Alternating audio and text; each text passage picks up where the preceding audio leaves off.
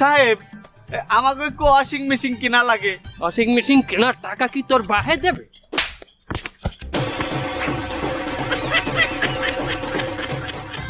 আপনি আবার থাবার মারলেন কেন?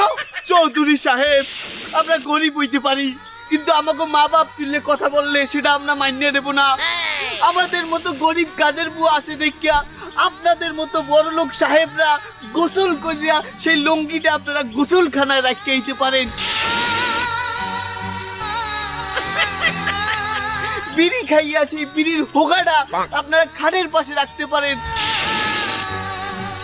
আর কত আমাদের মতো গরিবের উপর অত্যাচার হবে বলেন বলেন বলেন। এক্সিলেন্ট! এই ক্লাস আজকের মতো বন্ধ। যান, অভিনয় ভালো হয়েছে। আপনি যান বাবা, এই ক্লাস আজ মতো ছুটি।